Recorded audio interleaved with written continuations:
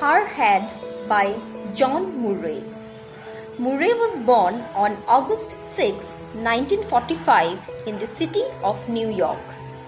She is an American poet, writer, playwright and editor. The setting of the poem is a city called Natal, Inequality. This poem, Her Head, describes about drought, Inequality had and its adverse effects. Let's read on the poem to find more. Near Inequality in Natal, South Africa, a woman carries water on her head. After a year of drought, when 1 child in 3 is at risk of death, she returns from a distant well carrying water on her head. The poet notices a poor woman in this rural area who looks very ordinary. The drought had severely damaged Inequality and had led the people to starvation.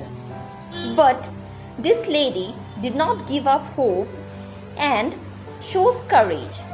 She traveled several miles with water on her head in order to make her family survive.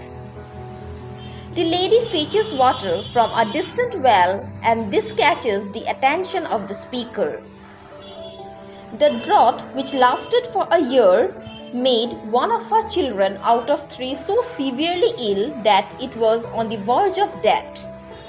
But she did not feel discouraged and instead took the responsibility of saving her child from starving.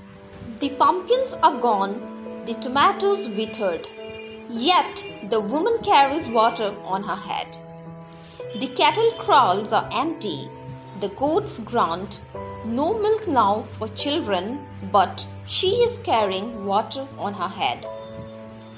In this second stanza, we get a detailed description of the unavoidable famine, as to what extent it has damaged the life of people there and has affected the natural vegetation and the animals.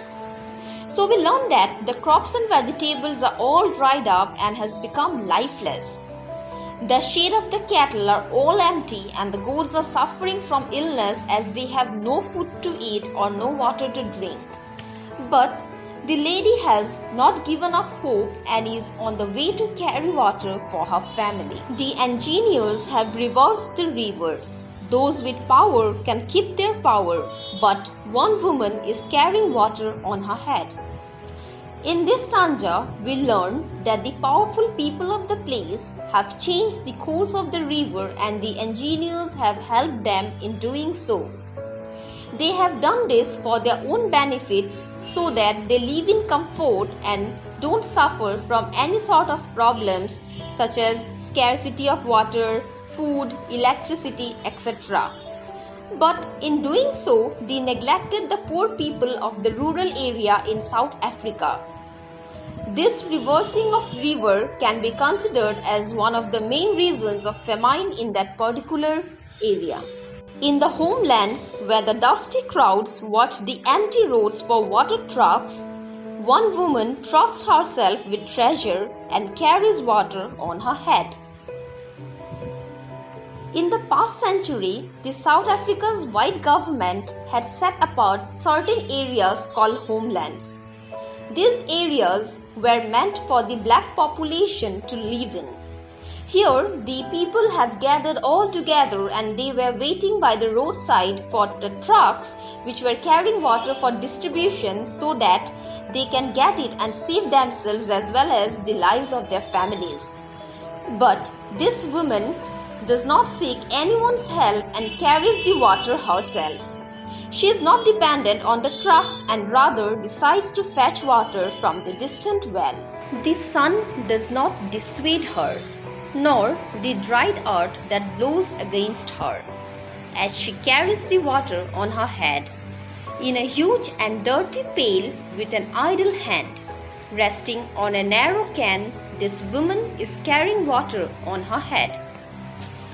This stanza describes that the lady is not at all ready to give up under any circumstances. Even the scorching sun is unable to stop her from doing so.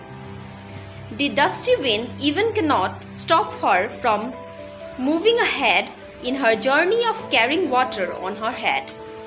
This woman keeps on walking along with the heavy bucket on her head, being strongly determined on her journey. This woman who girds her neck with safety pins, this one who carries water on her head, trusts her own head to bring to her people what they need now between life and death. She is carrying them water on her head. In this last stanza, the speaker describes the poor condition of the woman and her family. She wears a necklace made up of safety pins, and this is indicative of her poverty and the level of being deprived. Yet, in spite of everything, she never leaves off her determination of saving her family all alone without seeking anyone's help or support, because water is the lifeline for her family. So, no matter how hard it is to carry it, she brings the water pail on her head. This woman was an ordinary one, but she had extraordinary courage. There was no one to accompany her, yet she was firm enough to save her family.